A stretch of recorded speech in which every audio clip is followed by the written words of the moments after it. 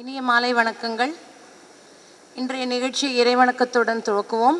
அனைவரும் பாடுபவர் குமாரி விபா, பத்மா சேஷாத்ரி பள்ளி மாணவி. எனக்கு வேண்டும் வரங்களை இசைப்பேன் கேளாய் கணபதி, மனதில் சலனமில்லாமல் மதியில் இருளே தோன்றாமல், நினைக்கும் பொழுது நின் மௌன நிலை வந்திடனே செயல் வேண்டும். கனக்கும் செல்வம் 100 வயது இவையும் தரணி கடவாயே, எனக்கு வேண்டும் வரங்களை இசைப்பேன் கேளாய் கணபதி, இசைப்பேன் கேளாய் கணபதி, இசைப்பேன் கேளாய் கணபதி. விவேகானந்த சூரையே சச்சித் சுக சுரூபாய சுவாமினே தாபஹாரிணே. நேற்றைய தினம் சுவாமிஜி கன்னியாகுமரியில் 3 நாட்கள் தியானம் செய்தார். தியானத்தினுடைய கருப்பொருள்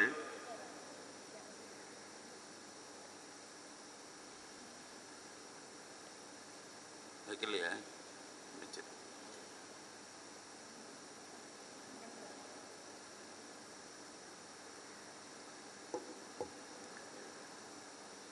நேற்றைய தினம் சுவாமிஜி கன்னியாகுமரியில் 3 நாட்கள் தியானம் செய்தார் என்கின்ற தகவலை நான் சொன்னேன். தியானத்தினுடைய கருப்பொருள் ஆன்மீகமாக இல்லாமல் லௌகீகமாக, வேர்ல்டுலி செக்குலர் அதுவாக இருந்தது என்கின்ற விஷயத்தையும் நான் சொன்னேன். அந்த தியானத்தினுடைய நிறைவாக தான் தன்னுடைய வாழ்க்கையில் எத்தகைய பணியை மேற்கொள்ள வேண்டும் என்பதை பற்றி அவர் தீர்மானம் எடுத்தார். குறிப்பாக இன்றைய தலைப்பு சிகாகோவில் சுவாமி விவேகானந்தர். சிகாகோ செல்வது என்கின்ற முடிவை அவர் எடுத்த இடம் கன்னியாகுமரி. அந்த சிகாகோவுக்கு எதற்காக போக வேண்டும் என்று அவர் முடிவெடுத்தார் என்பதைத்தான் நாம் பார்க்க போகிறோம். அதை பற்றி பல தகவல்கள் இருக்கின்றன. ஆனால் நம்முடைய கண்ணோட்டத்தில் சுவாமிஜி எதற்காக சிகாகோ சென்றார்? அந்த இடத்துல இந்த தியானத்தினுடைய நிறைவில் சுவாமிஜியினுடைய மனசில் இந்த தேசத்தில் இருக்கக்கூடிய மக்களை விழிப்புற செய்யக்கூடிய விதத்தில் நான் ஒரு செய்தி கொடுக்க வேண்டும், அந்த செய்தியின் மூலமாக இந்த பாரத தேசத்து மக்களிடத்தில் ஒரு அபரிமிதமான விழிப்புணர்வு ஏற்பட வேண்டும் என்று அவர் விரும்பினார். ஆனால் நான் அந்த செய்தியை கொடுக்கிறேன் என்று சொன்னாக்க இதை கேட்கக்கூடிய மனப்பக்குவத்தில் இவர்கள் இருக்கிறார்களா? அதுவும் நான் இவர்களுக்கு எப்படிப்பட்ட செய்தியை கொடுக்க வேண்டும்? இந்த சமுதாயம் தன்னுடைய வலிமையை இழந்து விடவில்லை, தன்னுடைய வலிமையை மறந்திருக்கிறது. ஆத்மவிஸ்மிருதி. பாரத சமுதாயத்தை, இந்து சமுதாயத்தை பீடித்திருந்த மிகப்பெரிய வியாதி ஆத்மவிஸ்மிருதி, தன்னையே மறந்திருத்தல், தன்னுடைய வலிமையை மறந்திருத்தல். ஆகவே நான் இழந்த வலிமையை இவர்களுக்கு மீட்டுக் கொடுப்பதற்காக நான் எதுவும் செய்ய வேண்டியதில்லை. ஏனென்றால் இவர்கள் வலிமையை இழக்கவே இல்லை. நான் செய்ய வேண்டியதெல்லாம் ஒன்றே ஒன்றுதான், மறந்திருக்கிற வலிமையை அவர்கள் நினைவுபடுத்தி கொள்ள வேண்டும். அந்த பணி எப்படிப்பட்டதாக இருக்கணும்? ராமாயணத்தில் ஒரு சம்பவம். கடலை தாண்டி சென்று சீதா பிராட்டியை மீட்டு வருவது யார் என்பதை பற்றி கலந்து ஆலோசிப்பதற்காக வானரர்கள் எல்லோரும் சந்திக்கிறார்கள். அதில் எல்லா வானரர்களும் தங்கள் வலிமையை சொல்லுகிறார்கள்.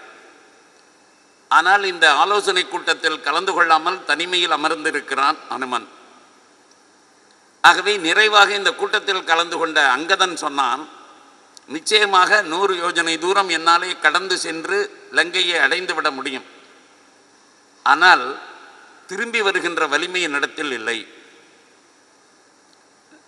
அதுதான் அதிகபட்ச வலிமை அந்த கூட்டத்தில் சொல்லப்பட்டது. ஆனால் இந்த கூட்டத்திற்கு தலைமை தாங்கி நடத்தி கொண்டிருந்த ஜாம்பவான் சொன்னான், நீ இந்த கூட்டத்தினுடைய தலைவன், இந்த குழுவினுடைய தலைவன். ஆகவே தலைவன் நேரடியாக எந்த வேலையும் செய்யக்கூடாது. அதனால் யாராவது ஒருவரை செய்விக்க வேண்டியது தான் தலைவனுடைய கடமை. த லீடர்ஸ் டியூட்டி அப்படின்னாக்கா எங்கேயுமே லீடர்ஷிப்பில் இருக்க வேண்டிய ஒரு முக்கியமான வேலையை லீடரே எல்லாத்தையும் தன் மேலே இழுத்து போட்டுக்கொண்டு செய்யக்கூடாது. லீடருங்கிறவன் அடுத்தவர்களை செய்ய வைக்க திறமை படைத்தவன் எவனோ அவன்தான் லீடர். அப்படி தானாகவே எடுத்து போட்டுக்கொண்டு செய்பவனுக்கு லீடர் என்கின்ற தகுதி கிடையாது. அதனால் நீ லீடர், அதனால் நீ செய்யக்கூடாது. ஆனால் இதை யாரையாவது வச்சு என்னால் செய்ய வைக்க முடியும் என்று சொல்லி ஹனுமன் இதில் கலந்து கொள்ளவில்லை என்று ஹனுமனை கூப்பிட்டு நீ உன்னுடைய வலிமையை சொல்லவில்லையேன்னு கேட்டான். மற்றவர்களுக்கு வலிமை இருக்கிறது. அவர்கள் 10 யோஜனை தூரம் தாண்ட முடியும், 20 யோஜனை தூரம் தாண்ட முடியும், 30 யோஜனை தூரம் தாண்ட முடியும் என்று அவர்கள் தங்கள் வலிமைகளை சொன்னார்கள். ஆனால் என்னுடைய வலிமை எனக்கு தெரியவே தெரியாது. என்னால் கற்பனை செய்து கூட பார்க்க முடியாது இந்த கடலை தாண்ட முடியும் என்பதாக. அப்படின்னு சொன்ன உடனே ஜாம்பவான் சொன்னான், உன்னுடைய வலிமையை நீ மறந்திருக்கிறாய். அந்த மறந்திருக்கிற வலிமையை நினைவுபடுத்துவதற்காகத்தான் நான் வந்திருக்கிறேன் என்று சொல்லி ஹனுமன் மறந்திருந்த சாபத்தினாலே மறந்திருந்த ரிஷிகளுடைய சாபத்தின் காரணமாக ஹனுமன் தன் வலிமையை மறக்க நேரிட்டது. அப்படிப்பட்ட அந்த வலிமையை நான் உனக்கு நினைவுபடுத்துவேன் என்று சொல்லி நினைவுபடுத்துகிறான். அந்த ஜாம்பவான் நினைவுபடுத்தியதற்கு பின்னால் தன்னுடைய வலிமையை உணர்ந்த அந்த ஹனுமன் அந்த கடலை தாண்டி சென்று வந்த செய்தியெல்லாம் நமக்கு ராமாயணத்தில் தெரியும்.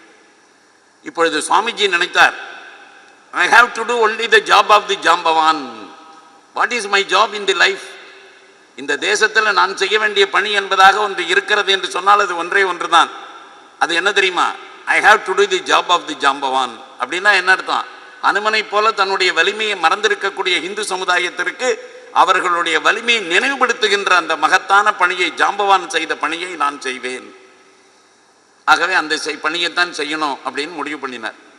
ஆனால் அப்படி மறந்திருக்கிற வலிமையை அவர்களுக்கு நினைவுபடுத்துவது என்பது இங்கிருந்தே நான் செய்ய முடியுமா அப்படின்னு யோசித்த போது முடியாது. ஏன்?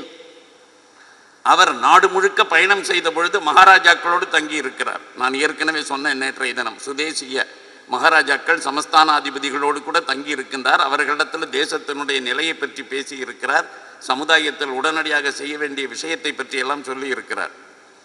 அதை போலவே பேராசிரியர்கள், கல்லூரி மாணவர்கள், சாதாரண மனிதர்கள் எல்லாரையும் சந்தித்து அவர் பல விஷயங்கள் பேசி இருக்கிறார். ஆனால் எல்லா இடத்துலையுமே அவருக்கு திரும்ப கிடைச்ச பதில் ஒன்றே ஒன்று தான், Swamiji you speak excellent English.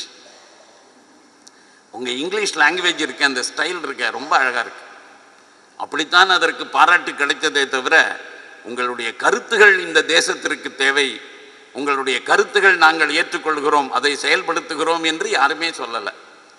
அதனால சுவாமிஜி என்ன நினைச்சாரு, இவர்கள் இந்த கருத்துக்களை ஏற்றுக்கொள்ள வேண்டும் என்று சொன்னாக்க அதுக்கு நான் என்ன செய்ய வேண்டும்? இதைத்தான் கன்னியாகுமரியில் தன்னுடைய தியானத்தினுடைய நிறைவு பகுதியில் அவர் யோசித்தது. அப்போ அவருக்கு ஒரு சம்பவம் ஞாபகத்திற்கு வந்தது. ராமகிருஷ்ண பரமஹம்சரோடு தங்கியிருந்த காலகட்டத்தில் நடந்த சம்பவம். அவர் சத்சங்கம் நடத்துவார் ராமகிருஷ்ணர். இந்த சத்சங்கம் என்பது ராமகிருஷ்ணர் ஏதாவது ஒரு இல்லத்திற்கு போவார். அந்த இல்லத்திற்கு ராமகிருஷ்ணர் வருகிறார் என்று தெரிந்தவுடனே பக்கத்தில் அக்கம் பக்கத்தில் இருக்கக்கூடிய ராமகிருஷ்ணருடைய சீடர்கள் எல்லாருமே அந்த தகவல் தெரிந்து அங்கே வருவார்கள். ஒரு 30-40 பேர் உட்கார்ந்து கொண்டு பேசுவார்கள். அப்படி பேசுகிற பொழுது ஆரம்பத்தில் யாரோ ஒருத்தர் பஜன் பாடுவார். அப்புறம் இடையில் கொஞ்சம் விவாதம் நடக்கும். ஏதாவது ஒரு வார்த்தை வருகிற போது ராமகிருஷ்ணர் டிரான்ஸுக்கு போயிடுவார்.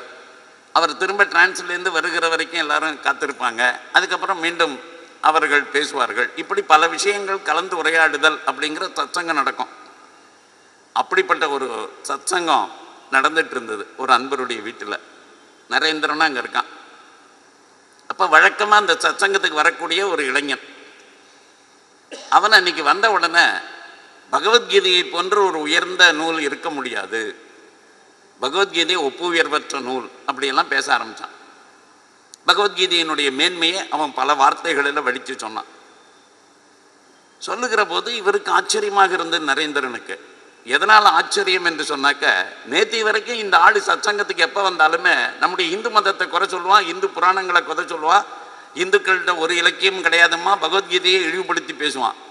அப்படிப்பட்டவன் திடீர்னு இன்னைக்கு பகவத்கீதையை புகழ்ந்து பேசுகிறான் அப்படின்னு சொல்லிட்டு ராமகிருஷ்ணருடைய முகத்தை நோக்கினார். ராமகிருஷ்ணருடைய முகத்தில் எந்த விதமான மாற்றமும் இல்லை. இவன் ரொம்ப நேரம் பல கருத்துக்களை எல்லாம் சொன்னதுக்கப்புறம் ராமகிருஷ்ணர் சொன்னார், அப்பா உண்மையிலேயே பகவத்கீதை அப்படி உயர்ந்த இலக்கியம் என்று சொன்னால் அதில் சொல்லி இருக்கக்கூடிய கருத்துக்களை உன்னுடைய வாழ்க்கையில் கடைப்பிடி. அப்படின்னு மட்டும் சொல்லிவிட்டு நிறுத்திவிட்டார். இவருக்கு ஆச்சரியம், என்னடா அது, எனக்கு ஆச்சரியமாக இருக்குது. நேற்று வரைக்கும் நம்ம புத்தகத்தெல்லாம் திட்டிகிட்டு இருந்தவன் இன்றைக்கி திடீர்னு வந்து அதை புகழறான். ஏன்டா எப்படி மாறினேன்னு ஒரு ஆள் கேட்க மாட்டாரா? இவர் மாட்டுக்கு நீ மாட்டுக்கு நன்னா இருந்தால் படி, நன்னா இருந்தால் செய்ய, அது மாதிரி வாழ்க்கையில் கடப்படி அப்படின்னு சொல்லி முடிச்சுவிட்டார. உண்மையிலேயே நேற்று வரைக்கும் இவன் இப்படி திட்டுவானே, இன்றைக்கி எப்படி மாறினான்ங்கிற விஷயம் தெரிய வேண்டாமா அப்படின்னு சொல்லிவிட்டு இவர் ஆச்சரியத்தோடு இருக்கார். அதுக்குள்ளே அந்த ஆள் எழுந்திருந்து அந்த சத்சங்கத்தை விட்டு கிளம்பிட்டான். அவன் கிளம்பி வாசல் வரைக்கும் போயிருப்பான். இவரால் பொறுக்க முடியல நிறைய நாள். அதனால் ராமகிருஷ்ணத்தை கேட்டார், ஆமாம் நானும் பார்த்துக்கிட்டே தான் இருக்கேன், அந்த ஆள் எப்போ வந்தாலும் இங்கே நம்ம புத்தகத்தெல்லாம் கிண்டல் பண்ணுவான், குறை சொல்லுவான். அப்படிப்பட்ட ஆள்கிட்ட இன்றைக்கி திடீர்னு மாறி பேசுகிறான், நீங்கள் ஏன்னு கேட்க மாட்டீங்களா? என்னப்பா இந்த திடீர் மாற்றத்திற்கான காரணம் என்ன என்பதாக கேட்க மாட்டீர்களா? எனக்கு தெரியும் அதனால் கேட்கல அப்படின்னு சொன்னார் ராமகிருஷ்ணர். இவருக்கு ஆச்சரியம், தெரியும் கேட்கலையா? எனக்கு தெரியாத ஒன்று இந்த ஆளுக்கு எப்படி புரிஞ்சுது? நானும் இந்த ஆள் வரும்போதெல்லாம் இங்கே வந்திருக்கேன், இந்த ஆள் பேசும்போது நானும் கூடவே இருந்திருக்கேன், எனக்கு ஒன்றும் புலப்படலை, இவருக்கு என்னமோ புரியுதுங்கிறாரு. எனக்கு தெரியும், என்ன தெரியும் உங்களுக்கு அப்படின்னு நிறையன்னு கேட்ட உடனே சொன்னார், வேற ஒன்றும் இல்லை, இன்னைக்கு தான் முதல் முறையாக அவன் யாராவது ஒரு ஆங்கிலத்தில் மொழிபெயர்த்து ஆங்கிலேயன் ஒருவன் எழுதியிருக்கக்கூடிய பகவத்கீதையை படித்திருப்பான். அந்த ஆங்கிலேயன் அந்த பகவத்கீதையை புகழ்ந்திருப்பான். அந்த புஸ்தகத்தை படித்ததுக்கப்புறம் ஆங்கிலேயன் எதை புகழுகிறானோ அதை இவனும் புகழுகிறான், அவ்வளவுதான். அது எனக்கு தெரியும், அதனால தான் நான் கேட்கவில்லைன்னு. இப்போ நம்மள மாதிரி ஒரு ஆள் அங்கே உட்காந்துருந்தான் நரேந்திரன் இடத்துல, நம்ம என்ன நினைப்போம்? நம்முடைய குரு மகராஜ் சொல்லிட்டார், அப்போ சத்தியமான வார்த்தையாகத்தான் இருக்கும்னு சொல்லிட்டு பேசாமல் இருப்போம். ஆனால் நரேன் அப்படி இல்லை. என்னையா அது, நானும் இங்கே உட்காந்துருக்கேன், படித்தவன், எனக்கு அது தென்படலை. இவருக்கு திடீர்னு ஸ்ட்ரைக் ஆகுதான், அவன் இங்கிலீஷ்காரன் எழுதின புத்தகத்தை படிச்சுவிட்டான், இங்கிலீஷில் எழுதின இதை படிச்சிருக்கான் அப்படின்னு சொல்லிவிட்டு அதை நான் நம்பணுமா அப்படின்னு சொல்லிவிட்டு இவர் என்ன பண்ணான், டபால்னு எழுந்திருந்து நரேந்திரன் ஓடினான். ஓடி போய் வாசல் வரைக்கும் அந்த கேட்டு வரைக்கும் போயிட்டான். யோ கொஞ்சம் நெல்லியான்னா. அந்த ஆள் நின்னான். அவன் கையில் எதாச்சும் ஒரு புஸ்தகம், அந்த புஸ்தகத்தை கொஞ்சம் கொடுந்தான். அந்த புஸ்தகத்தை வாங்கி பிரித்து படித்தாக்க Bhagavad Gita published by East India Company. அதுக்கு யார் முகவரை எழுதியிருக்காருன்னா Warren Hastings had written the முகவரி. அதுக்கான ப்ரிஃபேஸ் வந்து இவர் எழுதியிருக்கு, வாரன் ஹேஸ்டிங்ஸ் எழுதியிருக்கான். இந்த வாரன் ஹேஸ்டிங்ஸ் என்ன எழுதியிருக்காங்கிறது அப்படி கிளான்ஸ் பண்ணினோடனே நரேந்திரனுக்கு படிக்க முடியும். அது ரொம்ப நேரம் ஸ்பெண்ட் பண்ண வேண்டிய அவசியமே இல்லை. அதனால் கிடுகிடுன்னு பார்த்தான். இவன் எதெல்லாம் இவ்வளோ நேரம் வாமிட் பண்ணிட்டு இருந்தானோ இது அத்தனையும் வாரன் ஹேஸ்டிங்ஸ் சொல்லியிருக்கான் அதில். அதனால வாரன் ஹேஸ்டிங்ஸை வச்சுவிட்டு தான் இவன் சொல்கிறான் அப்படின்னு சொல்லிவிட்டு அவன் கையில் புத்தகத்தை கொடுத்து திரும்பி வருகிற போது நரேந்திரன் தனக்குத்தானே சொல்லி கொண்டான், என்னுடைய குருநாதர் இந்த சமுதாயத்தினுடைய நாடி பிடித்து பார்த்திருக்கிறார், நாடி பிடித்து பார்த்திருக்கிறார். இவர் சாதாரண மனிதர் அல்ல, இவர் ஒன்றும் அப்பாவி இல்லை, இவர் ஒரு கிராமத்து ஆள் இல்லை, இவர் எங்கேயோ மூலையில் இருக்கிற ஞானி இல்லை, இந்த சமுதாயத்தினுடைய நாடி பிடித்து பார்க்கக்கூடியவர், நாடி பிடித்து பார்த்திருக்கிறார் அப்படின்னு சொல்லிவிட்டு அன்னைக்கு தனக்குத்தானே சொல்லிக்கொண்டான், whatever comes from the west is best for our people. எது மேற்கிலிருந்து வருகிறதோ அதைத்தான் இந்த மக்கள் ஏற்றுக்கொள்வார்கள்.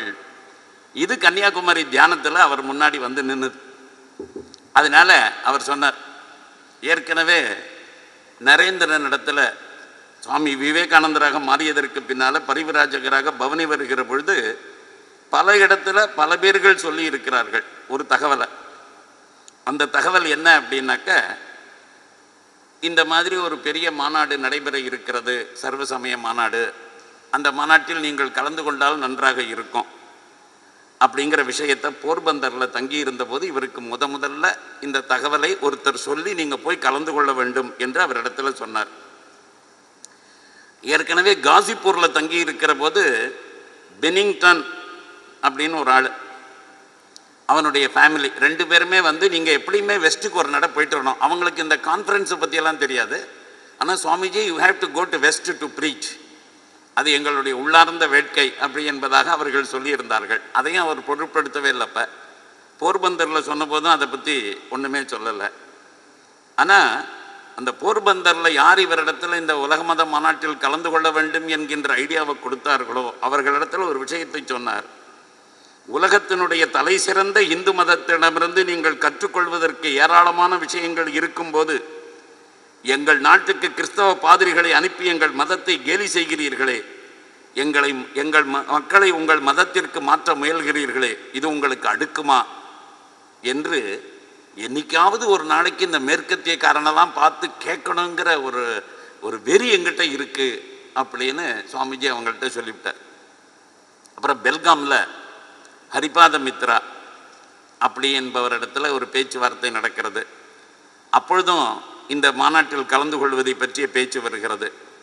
முதலில் உலகத்தின் கண்ணை நாம் திறந்து விட வேண்டும், அதற்கு பின்னாலே பாரதத்தினுடைய கண் தானாகவே திறக்கும். ஆகவே பாரதத்தினுடைய கண் திறப்பதற்கு உலகத்தின் கண் திறக்க வேண்டியது ரொம்ப அவசியம் அப்படி என்று சொல்லி இந்த மாநாட்டிற்கு போவதற்கு வாய்ப்பு கிடைக்குமானால் நான் மகிழ்ச்சி அடைவேன் அப்படிலாம் சொல்லியிருந்தார்.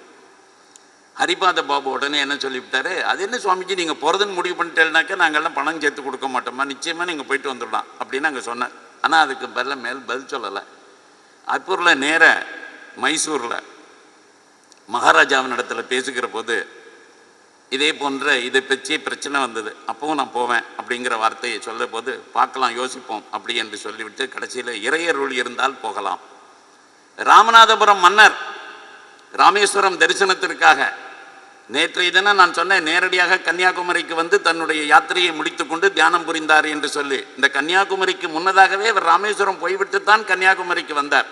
ஏனென்றால் அவர் சதுர்தாம் என்பதாக சொல்லி ராமேஸ்வரத்தில் தான் தன்னுடைய பரிவிராஜக யாத்திரையை நிறைவு செய்வது என்று முடிவு பண்ணியிருந்தார். அதனால முதல்ல ராமேஸ்வரம் போயிட்டு அப்புறம் தான் இங்கே வந்திருக்கணும். ஆனால் அவருடைய வாழ்க்கையை பற்றி எழுதியிருக்கிறவர்கள் 2 விதமான தகவல்களை தந்திருக்கிறார்கள். ஒரு தகவல் என்னன்னாக்க, அவர் திருவனந்தபுரத்திலிருந்து கன்னியாகுமரி நியரஸ்ட் பாயிண்ட், அதனால இங்கே வந்துட்டு தான் ராமேஸ்வரத்துக்கு போயிருக்கணும், அதனால ராமேஸ்வரம் எபிசோடு பின்னாடி வருகிறது அப்படின்னு. ஆனால் உண்மை என்னன்னா, அவருக்கு ராமேஸ்வரம் தான் குறியாக இருந்ததே தவிர கன்னியாகுமரியை பற்றி அவர் ஒன்றும் கவலைப்படலை. அதனால திருவனந்தபுரத்திலிருந்து மதுரை வந்து மதுரையிலிருந்து ராமநாதபுரம் ராமேஸ்வரம் போயிட்டு ராமேஸ்வரத்திலேருந்து திரும்பி வருகிற போது தான் கன்னியாகுமரிக்கு அவர் வந்தார். அதனால கன்னியாகுமரிக்கு வருவதற்கு முன்னதாகவே ராமநாதபுரம் மன்னரும் கூட இந்த விஷயத்தை இவர்களிடத்தில் சொன்னார். இப்போ இந்த தியானம் பண்ணி முடிக்கிற நேரத்தில் சுவாமிஜி ஒரு முடிவெடுத்தார். இது நாள் வரைக்கும் என்னிடத்தில் பல பேர்கள் சொல்லிக் கொண்டு இருக்கிறார்கள், சர்வசமய மாநாடு ஒன்று சிகாகோவில் நடைபெற இருக்கிறது, அந்த மாநாட்டிலே தாங்கள் கலந்து கொள்ள வேண்டும். ஆனால் அதை பற்றி நான் ஒன்றுமே முடிவெடுக்காமல் இருந்தேன். இப்போ நிச்சயமாக நான் அந்த மாநாட்டுக்கு போவது என்கின்ற முடிவெடுக்கிறேன். அதுதான் historic decision at that rock. இந்த கன்னியாகுமரியில் இருந்த ராக்கில் அவர் எடுத்த historic decision to participate in the parliament of religions. அதுக்கு கட்டாயம் போகணும் அப்படின்னு முடிவெடுத்தார். எதற்காக? Not to preach Hindu Dharma to the world, not to educate Americans, but to give a message to Hindus, to give a message to Hindus. இந்த இந்துக்களுக்கு கொடுக்கிற செய்தி ஒரு மேற்கத்திய பிளாட்ஃபார்மில் இருந்து வந்தால் தான் இவர்கள் கேட்பார்கள். I have to address the parliament of religions, not to the audience there, but the message will reach here. இந்த நாட்டுக்கு வரும், இங்கே இருக்கிற இந்துக்கள் அதை கேட்பார்கள். நாங்கள் என்ன பேசுகிறேனோ அது இவர்களுக்காக இருக்கும். ஆகவே இவர்கள் காதில் அது விழும். நிச்சயமாகவே இவர்கள் அதை ஒப்புக்கொண்டாகணும் அப்படிங்கிற ஒரு சூழ்நிலை வரும். அதனால நாம் அதை செய்ய வேண்டும் என்று முடிவெடுத்தார். இப்போ இந்த பார்லிமெண்ட் ஆஃப் ரிலிஜியன்ஸில் பார்ட்டிசிபேட் பண்ணிக்கிறது அப்படிங்கிற முடிவு எடுத்ததுக்கப்புறம் கன்னியாகுமரியிலிருந்து பாண்டிச்சேரி வழியாக அவர் சென்னை வந்து அடைகிறார். பாண்டிச்சேரியில் மன்மதநாத் பட்டாச்சாரியா என்பவர் அங்கே சந்திக்கிறார். மன்மதநாத் பட்டாச்சாரியா அப்போ அக்கௌண்டன்ட் ஜெனரல் ஆஃபீஸில் ஒரு ஹை போஸ்ட்டில் இருந்தவர். அதனால் அவர் சென்னையில் இருக்கிற இடத்துக்கு வந்துட்டேன்னா சென்னையில் எங்கூட தங்கலாம்னு சொன்ன உடனே மன்மதநாத் பட்டாச்சாரியா வீட்டுக்கு சென்னைக்கு வந்து சேர்ந்தார். அப்படி வருகிற போது பல பேர் அவரிடத்துல இந்த விஷயத்தை மீண்டும் பேசினார்கள். அப்போ இந்த அழைப்பினை நான் ஏற்றையாக வேண்டும், அமெரிக்காவிற்கு போயே தீர வேண்டும், சர்வமத மகாசபையில் கலந்து கொண்டு இந்து தர்மத்தின் மேன்மையை உலகத்தவருக்கு பறையறிந்து தெரிவிக்க வேண்டும். அதன் எதிரொலியாக இங்கே பாரதத்தில் சமய எழுச்சியும் சமுதாய விழிப்புணர்ச்சியும் ஏற்படும். அதனுடைய என்ன ரிசல்ட் இருக்கணும்னா, இந்த பாரத நாட்டில் ஒரு மிகப்பெரிய விழிப்புணர்வு ஏற்படுத்த முடியும் என்னால். அதற்காக அந்த பார்லிமெண்ட் ஆஃப் ரிலிஜியன்ஸுக்கு நான் போகணும். உலக அளவில் என்ன இம்பேக்ட் கிரியேட் ஆகிறதுங்கிறத பற்றி எனக்கு கவலை இல்லை. ஆனால் அந்த உலக மத மேடையில் நான் பேசுகிற பொழுது அது பாரதத்தில் நிச்சயமாகவே அப்படிப்பட்ட ஒரு தாக்கத்தை இது ஏற்படுத்தும் அப்படின்னு சொல்லிவிட்டு, இந்த சிகாகோ கான்ஃபரன்ஸை பற்றி இந்த இடத்துல நாம் என்ன, இந்த கான்ஃபரன்ஸு அது என்ன நோக்கத்தில் கூட்டப்பட்டது, அந்த மாநாட்டை பற்றிய தகவல் பாரத நாட்டில் இருக்கக்கூடியவர்களுக்கு எப்படி வந்தது, இந்த விஷயத்தெல்லாம் நாம் தெரிந்து கொள்ளணும். இந்த சிகாகோவில் கொலம்பஸ் டிஸ்கவரி அப்படின்னு ஒரு 400வது ஆண்டு விழா ஒன்று கொண்டாடுவது என்பதாக அமெரிக்காவினுடைய அரசாங்கம் முடிவெடுத்தது. அதாவது கொலம்பஸ் டிஸ்கவர்டு அமெரிக்கா இன் 1492. ஸோ இப்போ 1892 திஸ் வாஸ் அந்த இயர் 1892. அது 400 இயர்ஸ் கம்ப்ளீட்டட். அந்த 400 இயர்ஸ் கம்ப்ளீட் ஆனதை கொண்டாடணும் அப்படின்னு சொல்லிட்டு அவங்க முடிவு பண்ணினாங்க. பெரிய அளவில் இதுக்கு ஏதாவது செய்யணும் அப்படின்னு சொல்லிட்டு முடிவு பண்ணினாங்க. ஆனால் உண்மையிலேயே கொலம்பஸ் டிஸ்கவர் பண்ணலைங்கிறத நாம் தெரிஞ்சுக்கணும். இந்த 400th anniversary of Columbian discovery of America அப்படிங்கிறதையே நாம் இந்த இடத்துல அவன் சொன்னாங்கிறதுனால ஏற்றுக்கொண்டு விட முடியாது. கொலம்பஸ் என்ன டிஸ்கவர் பண்ணுறது அமெரிக்காவை? As if first of all அந்த லேண்டில் யாருக்குமே ஒன்றும் தெரியாமல் இருந்தது. ஃபஸ்ட்டு கொலம்பஸ் தான் அங்கே போய் அந்த இடத்த கண்டுபிடிச்சான் அப்படின்னா தானே அதுக்கு பேர் Columbian discovery of America. But that is not the case. Originally Columbus எங்கத்துக்கு புறப்பட்டு போனான்னு கேட்டாக்க பாரத நாட்டுக்கு வரணும்னு தான் புறப்பட்டான். பாரத நாட்டுக்கு வரணும்னு புறப்பட்டான். ஏன் பாரத நாட்டுக்கு வரணுங்கிறத புறப்பட்டாங்க? The Spanish and Portugal people அவங்க மைண்டில் 2 மிஷன் இருந்தது. Expansion of the business, expansion of trade, அதே நேரத்தில் எக்ஸ்பான்ஷன் ஆஃப் கிறிஸ்டியானிட்டி. இந்த 2ஐயும் உலகம் முழுக்க செய்யணும். ஆகவே எங்கெங்கெல்லாம் லேண்ட் இருக்குது, எங்கெங்கெல்லாம் பீப்புள் இருக்காங்க, யார் யாரெல்லாம் மதம் மாற்றலாம், அந்த மாதிரி ஒரு மிகப்பெரிய விளைவில் இவங்க யோசித்த போது 2 பேருமே அதற்குன்னு போட்டி போட்டுக்கொண்டு Spain as well as Portugal 2 கண்ட்ரியுமே இந்த விஷயத்தில் ரொம்ப முன்னணியில் இருந்தார்கள். அப்போ கொலம்பஸ் என்ன ஒரு மிஷனில் புறப்பட்டான்னாக்கா பாரத நாட்டை பற்றிய தகவல் அவனுக்கு கிடைச்சது. இங்கே ஹிந்துஸ் இப்படியெல்லாம் இருப்பாங்க, இந்து ரிலிஜியன் இப்படியெல்லாம் இருக்கும், இந்துக்களுடைய வே ஆஃப் லைஃப் இப்படி, தோற்றங்கள்லாம் இப்படி, இந்த கண்ட்ரியில் ஏகப்பட்ட பாப்புலேஷன் இருக்குது. அதனால் ஒன்ஸ் வி ரீச் தேர், அது ரொம்ப ரிச் கண்ட்ரி ஆல்சோ. அதனால் அந்த நமக்கு ட்ரேடுக்கு மட்டும் பயன்படாமல் அதுக்கு நமக்கு மிஷனரி ஆக்டிவிட்டிக்கும் ரொம்ப யூஸ்ஃபுல்லாக இருக்கும். அதனால் he came in search of Bharat. இந்தியாவை கண்டுபிடிக்க வேண்டும் என்கின்ற நோக்கத்தில் தான் கொலம்பஸ் புறப்பட்டான். ஆனால் இந்த கப்பல் புறப்பட்டு வருகிற போது அந்த காலத்தில் இந்த பாய்மர கப்பல் அப்படின்னு சொல்லுவாங்க இல்லையா, இந்த காற்று அடித்த திசைக்கு அது போகும். அதனால் அந்த காற்று அடித்த திசையில் இது ஒரு இடத்த கொண்டு போய் லேண்ட் பண்ணிடுச்சு. இந்த லேண்ட் பண்ணின இடத்துல இவன் இறங்கி பார்த்தபோது இவனுக்கு என்ன ஆச்சரியம்னா, இவன் எதெல்லாம் நோட் பண்ணிட்டு வந்திருந்தானோ இந்த எல்லாமே இங்கே இருக்குது, இந்த எல்லாமே இங்கே இருக்குது. அந்த பீப்புள் எப்படி இருக்காங்க, அவங்களுடைய டெம்பிள்ஸ் எப்படி இருக்குது, எல்லாமே பார்க்குறதுக்கெல்லாம் ரொம்ப ஆச்சரியமாக இருக்குது. அப்போ இந்தியாவுக்கு வந்துட்டோம் அப்படின்னு நினச்சிட்டு ரொம்ப சந்தோஷத்தில் குதித்து உள்ளே போயிட்டான். ஐ ஹவ் டிஸ்கவர்டு இந்தியா, இந்தியாவுக்கு வந்தாச்சுன்னு சொல்லிட்டு. ஆனால் உண்மையிலேயே உள்ளுக்குள்ளே போனதுக்கப்புறம் தான் அவனுக்கு விஷயம் புரிஞ்சுது, this is not India, this is another land. அப்போ நல்லா கவனிச்சுக்கணும், அப்பொழுது அமெரிக்காங்கிற பேரெல்லாம் கிடையாது. இந்த அமெரிக்கா அப்படிங்கிறதே தப்பு. ஏன்னா அமெரிக்கோ வெஸ்புசி அப்படிங்கிறவன் தான் ஃபஸ்ட்டு லேண்ட் ஆகிறாங்க. அதனால் இந்த அமெரிக்கோ வெஸ்புசிங்கிறவன் வந்ததுனால தான் அந்த லேண்டுக்கே அமெரிக்காங்கிற பேர். நார்த் அமெரிக்கா, சவுத் அமெரிக்காங்கிற பேரெல்லாமே இந்த அமெரிக்கா அப்படிங்கிற பேரே யாரா பேராலும் Amerigo Vespucci. He is another entrepreneur. அவன் வந்திருக்கான், அவன் தான் ட்ரேடுக்காக வந்து இறங்கினவன். அதனால் அவன் பேரில் தான் அந்த லேண்ட் இருக்குது. அதனால் இப்போ கொலம்பஸ் வந்து ஏதோ அமெரிக்காவை கண்டுபிடிச்சான் அப்படிங்கிறதெல்லாம் அபத்தங்கிறதுக்காக சொல்கிறேன். அதனால் கொலம்பஸுக்கும் அமெரிக்காவுக்கும் ஒரு சம்மந்தமும் கிடையாது. ஆனால் கொலம்பஸ் கண்டுபிடிச்சான்னு உலகம் முழுக்க பாடம் படிச்சுட்டு இருக்கோம் நம்ம. அதில் இந்த இறங்கினோடனே அவனுக்கு என்ன தோணுச்சு, நம்ம பாரதத்துக்கு வந்துட்டோன்னு நினச்சோம், ஆனால் பாரதம் இல்லை. அப்போ he called those people red Indians. இங்கே வேற ஒரு இடத்துல இந்தியா இருக்குன்னு தெரிஞ்சோடனே இங்கே இருக்கிறதும் அதே தானே இருக்குது அப்படின்னு சொல்லிட்டு he called them red Indians. அங்கே என்ன அது எதனால் அப்படி இருந்ததுனாக்க, when he arrived at that land, America was practically a Hindu land. இதை புரிஞ்சுக்கணும். It was a Hindu land. அதாவது ஹிந்து அமெரிக்கான்னு ஒரு புக் இருக்குது, பிக்ஷு சமன்லால் அப்படின்னு ஒருத்தர் எழுதியிருக்கிறார். இந்த பிக்ஷு சமன்லால் ஹிந்து அமெரிக்காங்கிற புத்தகத்தை எழுதும்படியாக பண்ணினது ஜவஹர்லால் நேரு. நல்லா கவனிச்சுக்கணும். ஜவஹர்லால் நேருவை பற்றி நமக்கு பல விஷயங்கள் எதிர்மறையாக தெரியும். ஆனால் ஹிந்து பாசிட்டிவ் ஆட்டிடியூட் அப்படின்னு ஒன்று இருந்தது அவர்கிட்ட. அந்த ஹிந்து பாசிட்டிவ் ஆட்டிடியூடில் பார்த்தீங்கன்னா he was more a Hindu than anybody else அப்படின்னு காமிச்சிக்கிறதுக்கான நிறைய விஷயம் அவர்கிட்ட இருந்தது. அதில் ஒரு முக்கியமான விஷயம் என்னன்னு கேட்டாக்க, இந்த Christian missionaries all over the world எவ்வளவு அநியாயம் பண்ணியிருக்கான் அப்படிங்கிறத தன்னுடைய கிளிம்சஸ் ஆஃப் வேர்ல்டு ஹிஸ்டரி அப்படிங்கிற புக்கில் பதிவு பண்ணியிருக்கார் அவர். ஏன்னா மற்றவங்கள்லாம் பதிவு பண்ணினா அதில் ப்ரிஜுடிஸ் இருக்கும். இப்போ நெஹ்ருவே பதிவு பண்ணியிருக்காரு அப்படின்னு சொல்லிட்டாக்க ஐ ஹவ் காட் இட். இதை எல்லாருக்குமே ஃபேம்ப்ளெட்டாக போட்டு கொடுக்கணும்னு எனக்கு ஒரு ஆசை. உண்மையிலேயே கிளிம்சஸ் ஆஃப் வேர்ல்டு ஹிஸ்டரியில் Nehru has devoted a chapter only to say how the Christian missionaries have persecuted the world, how they have exploited the world, how Christian religion is cruel அப்படின்னே ஒரு சாப்டர் இருக்கு. ஸோ அந்த ஆள் தான் என்ன பண்ணார் Nehru. Bhikshu Chamanlal was a Buddhist monk. அவர் ஒரு Buddhist monk, but friend of Jawaharlal Nehru. அந்த பிக்ஷு சமன்லால் நான் பார்த்துருக்கேன், அவரோட தங்கியிருக்கேன். அவருடைய லாஸ்ட் புக்கை he gave it to us for public. பேசாமல் நீங்களே விற்று எடுத்துங்க, இந்த பணத்தெல்லாம் நீங்களே வச்சிங்க அப்படின்னு சொல்லிட்டு விவேகானந்த கேந்திராவுக்கு அவர் கொண்டு வந்து கொடுக்குற போது அப்போ லாஸ்ட்டாக அவர் எழுதின புத்தகம் அது. அதுக்கப்புறம் அதில் அவங்க ஃபேமிலியோட டிஸ்பியூட் வந்தது. Then we dropped the idea. அதனால் நாங்கள் அந்த புஸ்தகத்தை விற்கிற வேலைக்கு நாங்கள் இறங்கலை. அதுக்கு ராயல்ட்டியோ அதுவோ அவர் எழுதி கொடுத்ததை நாங்கள் கேர் பண்ணலை. ஏன்னா வி வாண்டட் தட் ஃபேமிலி டிஸ்பியூட்டில் நம்ம போய் மாட்டிக்கக்கூடாதுன்னு சொல்லிட்டு விட்டுட்டோம். ஆனால் பிக்ஷு சமன்லால் ஜவஹர்லால் நேரு சொல்லி தான் உலகம் முழுக்க யாத்திரை பண்ணினார்.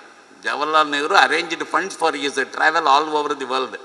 அவர் எழுதியிருக்கிற 2 புஸ்தகத்தில் ஒன்று ஹிந்து அமெரிக்கா, இன்னொன்று India mother of us all அப்படின்னு ஒரு புக்கு.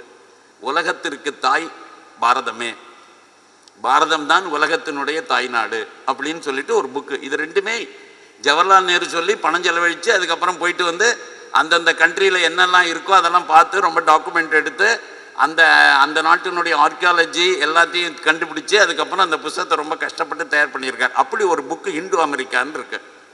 இந்த ஹிந்து அமெரிக்காவில் இந்த மெக்சிகோ, பெரு, இதில் 3 விதமான சிவிலைசேஷன்ஸ் இருந்தது. அந்த 3 சிவிலைசேஷனும் ஹிந்து கல்ச்சர் தான். இந்துக்கள் தான் அங்கே இருந்தாங்கங்கிறதுக்கு எந்த விதமான சந்தேகமும் இல்லை அப்படிங்கிற விஷயத்தை அவர் ரொம்ப தெளிவாக சொல்லியிருக்கிறார். அதில் ஒன்றுக்கு பேர் Maya civilisation, Inca civilisation and Aztec civilisation. இன்றைக்கும் கூட அந்த ஃபாலோ பண்ணக்கூடிய பீப்புள் ஆர் ஸ்டில் தேர். இப்போ ஒரு மாயான் கேலண்டர்னு ஒன்று பெருசாக இந்த வருஷமே முடிஞ்சு போகிறது, உலகமே அழிஞ்சு போகிறதுன்னு சொல்லிட்டு ஒரு தவறான ஒரு பீதியை கிளப்பி விட்டானுங்கள்ல. அதுக்கு காரணம் என்னென்னா இந்த கேலண்டரை இதோடு முடியுது, அதுக்கப்புறம் அந்த கேலண்டரே இல்லை, அதனால் உலகமே இருக்காது அப்படின்னு சொல்லிட்டு அந்த அந்த மாயா சிவிலைசேஷன் இருக்க, அந்த மயன்கிறவன் நம்மூரில் இருக்கக்கூடிய அசுரர்களுடைய தச்சன் மயன் தான். அவனுடைய லேண்டு தான் அது. ஹீஸ் அண்ட் ஃபேமிலி, அவன் மூலமாக உருவாக்கப்பட்ட கலாச்சாரம் தான் மயன் சிவிலைசேஷன் என்பதாகவே அங்கே இருந்தது. இதை மகா பெரியவர்கள் நம் பாதாள லோகம் என்பதாக நாம் எதை சொல்லுகிறோமோ அது இன்றைய அமெரிக்கா தான் என்பதாக தெளிவாக தன்னுடைய புத்தகத்திலையும் குறிப்பிட்டிருக்கிறார் மகா பெரியவர்களும். இன்றைக்கு அமெரிக்கா என்று சொல்வது நம்முடைய பாதாள லோகம்னு நாம் சொல்லக்கூடிய இடம்தான் அமெரிக்கா. அதனால் மயன் அங்கே போயிருக்கிறதுலையோ அங்கே போயிட்டு ஆட்சி புரிஞ்சதுலேயோ ஒன்றும் பெரிய ஆட்சி இல்லை. மயனுடைய பொண்ணு தான் மண்டோதரி, அவள் தான் ராவணனுடைய ஒய்ஃபு. அதனால் நமக்கு அந்த லிங்க் பண்ணுகிற போது மயன் சிவிலைசேஷன், மயனையே மையமாக வைத்து பரப்பப்பட்ட ஒரு கலாச்சாரம் அங்கே இருந்திருக்கு. ஆஸ்டெக் சிவிலைசேஷன், ஆஸ்திகர்னு ஒரு மகரிஷி அவர் போயிருக்கார். அந்த ஆஸ்திக மகரிஷியின் மூலமாக பரப்பப்பட்ட ரிலிஜியன், அதை ஃபாலோ பண்ணக்கூடிய ஒரு குரூப் அங்கே செட்டில் ஆகி இருந்திருக்காங்க. அவர்களுக்கு பேர் ஆஸ்டெக்ஸ் அப்படின்னு பேர். அப்புறம் இன்கா சிவிலைசேஷன் ஒன்று, இனன் என்று சொன்னால் சூரியனுக்கு பேர். ஆகவே சூரிய வழிபாடு அங்கே இருந்திருக்கு. அந்த இனன் வழிபாடு இன்கா சிவிலைசேஷனுங்கிற பேரில் அவர்களும் கூட அதை ரொம்ப பெருசாக பண்ணியிருக்கிறார்கள். அப்பேற்பட்டவர்களை த ஸ்பானிஷ் பீப்புள் அங்கே லேண்ட் ஆனதுக்கப்புறம் how cruelly they converted those people, proselytized those people to Christianity, and how they looted the wealth. Gold அவ்வளவு அபரிமிதமான கோல்டு. நம்ம பாரதத்தில் தான் அதிகமான கோல்டு இருந்தது. அதே போல் பாரதத்தினுடைய இந்துக்கள் வாழ்ந்த பகுதிகளில் தான் கோல்டு இருந்தது. அதில் ஒரு இடம் அங்கே, அதை கம்ப்ளீட்டாக லூட் பண்ணினானுங்க. அந்த கதையெல்லாம் தனி வரலாறு. How the Hindu America became A Christian America அப்படிங்கிற ஒரு புக்கு. அதில் நீங்கள் பார்த்தீங்கன்னா அந்த விஷயங்களெல்லாம் சொல்லப்பட்டிருக்கு. அதனால் இப்போ இந்த கொலம்பஸ் டிஸ்கவரி ஆஃப் அமெரிக்காங்கிறத நம்ம சீரியஸாக எடுத்துக்க வேண்டாம். ஆனால் 1492 he landed there. It is a historic event. அங்கே போய் இறங்கினாங்கிறது உண்மை. America wanted to glorify that. ஏதோ அமெரிக்கனுடைய பீப்புள், அதாவது அமெரிக்காவில் இப்போ இருக்கக்கூடிய அரசாங்கம் இருக்குல்ல, Anglo Saxon race as well as other European கண்ட்ரீஸ்லேருந்து மக்கள் போய் இங்கே செட்டில் ஆனது, அதுக்கப்புறம் பல கண்ட்ரிலேருந்து வந்திருக்கிறது. It is a nation of immigrants. அதனால அந்த மாதிரி இருக்கக்கூடிய அந்த இடத்துல இவங்க என்ன பண்ணினாங்கன்னாக்கா, நம்ம முதல்ல இங்கே வந்து இவ்வளோ ப்ராஸ்பரஸ் ஒரு நேஷனை பில்டப் பண்ணியிருக்கோம், அதை கண்டுபிடிச்சு கொடுத்தவன் நமக்கு இந்த கொலம்பஸ் தான். அதனால் அந்த கொலம்பஸ் டிஸ்கவர் பண்ணின அந்த 400th இயரை ரொம்ப பெருசாக கொண்டாடணும்னு சொல்லிட்டு அதுக்கு என்ன பண்ணலான்னு யோசித்தாங்க.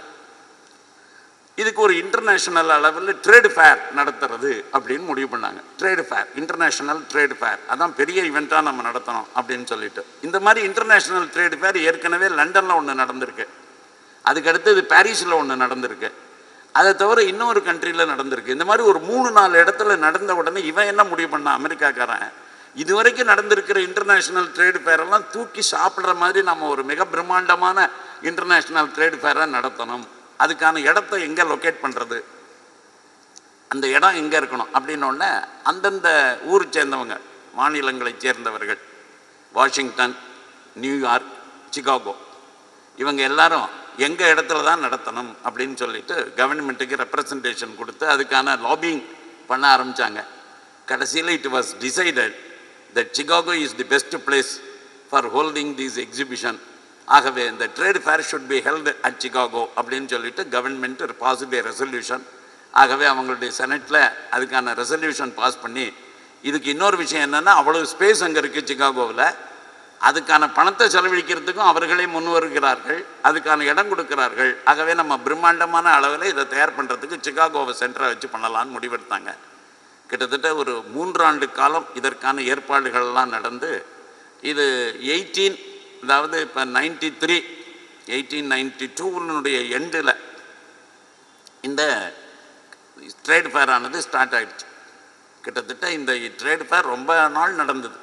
கடைசியில் முடிகிறது October 1893. It ended somewhere. It started in 1892 towards the end and it ended in 1893 October. அது வரைக்கும் மிக பிரம்மாண்டமானது. உலகத்திலேயே இவ்வளவு அதிகமான வெளிநாட்டுக்காரர்கள் அட்டென்ட் பண்ணின்னு இருக்கக்கூடிய ட்ரேடு ஃபேர் இதுதான். இன்னொரு விஷயம், இதில் பாரத நாட்டிலிருந்து நிறைய பேர் போயிருந்தாங்க. பாரத நாட்டிலிருந்தும் ட்ரேடு ஃபேருக்கு நிறைய பேர் போயிருந்தாங்க. அந்த ட்ரேடு ஃபேருடைய ஒரு விசேஷம் என்னென்னா, ஒரு மராட்டி பிராமின், அவன் தன்னுடைய தம்பு நெயில்னாலேயே ஓவியம் வரைகிறதுல கெட்டிக்காரன். அவனுடைய தம்பு நெயில் ஓவியங்களுக்கு அங்கே அவ்வளவு கிராக்கியம். அதனால் அந்த தம்பு நெயில் பெயிண்டிங்ஸ் எல்லாம் வாங்கிறதுக்காக மட்டும் ஜனங்கள் வரமாட்டாங்களாம். அவன் வெறுமனை விற்கிறதுக்கு தான் இவ்வளவு நிக்கல்ஸ் ஏதோ ஒரு காயின் ஒன்று கொடுத்துருக்கான், அவ்வளவு அதுக்கு பணத்துக்கு அவன் விற்கிறதுக்காக. அப்போ அவங்ககிட்ட அவங்கெல்லாம் என்ன சொல்லுவாங்கன்னு கேட்டாக்க, உன்னுடைய ஆட்டோகிராஃப் எங்களுக்கு ரொம்ப முக்கியம், அதனால் உன்னுடைய சிக்னேச்சர் போட்டு ஆட்டோகிராஃப் பண்ணி அதை கொடு அப்படின்னு சொல்லிட்டு கேட்பாங்களாம். ஆட்டோகிராஃபுக்கு இட் ஸ்டார்டட் சார்ஜிங் மோர். அதுக்கு அது ஆட்டோகிராஃப் போட்டு கொடுக்குறதுன்னா அதுக்கு எக்ஸ்ட்ரா சார்ஜ் கொடுக்கணும்னு சொல்லிட்டு the people were mad after that nail paintingsன்னு இருக்குது. ஸோ அதனால் அவன் அங்கே ஒரு வியாபாரம் பண்ணிகிட்டு இருந்தான்.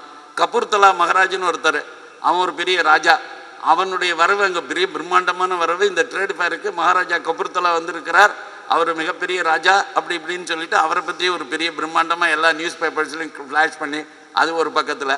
நம்ம ஊர்லேருந்து நரசிம்மாச்சாரின்னு ஒரு பையன் அங்கே ரொம்ப நாளாக தெரிஞ்சுட்டு இருந்தான். அவன் நம்ம ஊர்லேருந்து போய் மெட்ராஸ்லேருந்து போய் அவன் அங்கே அமக்கல்படுத்திட்டு இருந்தான். அவன் அங்கே ஏகப்பட்டது பண்ணிகிட்டு இருந்தான். வரதராவுன்னு ஒருத்தன், அவன் வேற ஏகப்பட்டது பண்ணிகிட்டு இருந்தான். நீங்கள் பார்த்தீங்கன்னா ஏதோ Swamiji was the first person to land in America, அல்லது நமக்கும் அமெரிக்காவுக்கும் ஒரு கான்டாக்டுமே இல்லை, அதுவும் கிடையாது. இன்னொன்று, there was an organisation called Hindu league in America when Swamiji went there. அங்கே ஏற்கனவே ஒரு ஹிந்து லீக்னு ஒரு அமைப்பே இருந்தது. அந்த ஹிந்து லீக்குக்கு இந்த ட்ரேட் ஃபேர் நடக்கிற போது இவங்க ட்ரேட் ஃபேர்லாம் பார்த்துக்கக்கூடிய குரூப்பில் என்ன திடீர்னு முடிவு பண்ணாங்கன்னா, சார்லஸ் போனி அப்படிங்கிறவங்கிட்ட ஒரு முக்கியமான பொறுப்பை கொடுத்தாங்க. அவன் தான் இதுக்கு ஐடியா கொடுத்தான். என்னத்துக்கு only trade fair? Trade fair means industry, commerce, அதுதானே சம்பந்தமான விஷயங்களை தானே நம்ம வைக்க போகிறோம். அது நடக்குது, அது நடக்கட்டும். ஆனால் America is excelling in other walks of life also. Why only in industry and commerce? Why only trade? we are excelling in art, we are excelling in religion, we are excelling in that அப்படின்னு சொல்லிட்டு ஒரு 20 சப்ஜெக்டை போட்டு, இந்த 20 சப்ஜெக்ட்டுக்கும் why not we conduct seminar workshops அப்படின்னு சொல்லி ஒரு புது ஐடியாவை கொடுத்தான். ரொம்ப பிரில்லியன்ட் ஐடியா, ஒர்க் இட் அவுட்டுன்ட்டானுங்க. அதனால ஒரு 20 சப்ஜெக்ட்ஸில் உலகம் முழுக்க இருக்கக்கூடிய முக்கியமான நபர்களெல்லாம் கூப்பிட்டு, அந்தந்த சப்ஜெக்டில் யார் ரொம்ப கெட்டிக்காரனோ அவங்களெல்லாம் கூப்பிட்டு வச்சு அந்தந்த சப்ஜெக்ட்டுக்குன்னு ஒர்க் ஷாப்பு, அதே நேரத்தில் சிம்போசியம், செமினார் எல்லாம் நடக்குது. அப்போ ஒரு ரிலிஜியன் ஒரு டாபிக், அதில் one of the subjects of 20 விஷயங்களில் ஒன்று ரிலிஜியன். இந்த ரிலிஜியன்கிற டாபிக் வந்த உடனே டாக்டர் ஹென்ரி பேரோஸ் அப்படின்னு ஒருத்தன், அந்த டாக்டர் ஹென்ரி பேரோஸுங்கிறவன் பிரிஸ்பிட்டீரியன் சர்ச்சினுடைய பாஸ்டர். அவனை சார்லஸ் போனி என்ன பண்ணா, you will be in charge of this cell, religion அப்படிங்கிற செல்லுக்கு நீ தான் இன்சார்ஜ். அதனால் you plan what type of programme we can have அப்படின்னோடனே இவன் உடனே இந்த ஹென்ரி பேரோஸ் அப்படிங்கிறவன் இவன் என்ன முடிவு பண்ணினா, உலகம் முழுக்க இருக்கக்கூடிய முக்கியமான மதங்களுடைய தலைவர்களெல்லாம் கூப்பிட்டு வச்சு ஒரு பெரிய மாநாடு நடத்தணும், ஒரு இன்டர்நேஷ்னல் லெவலில் ஒரு ரிலீஜியஸ் கான்ஃபரன்ஸ் நடத்தணும். அந்த ரிலீஜியஸ் கான்ஃபரன்ஸுக்கு உலகத்தினுடைய முக்கியமான மதங்கள் அதெல்லாத்தினுடைய தலைவர்களும் வரும்படியாக பண்ணணும். அதை பற்றி அந்தந்த மதத்தை பற்றி அவங்க பேசுவாங்க. கடைசியில் finally we should establish the supremacy of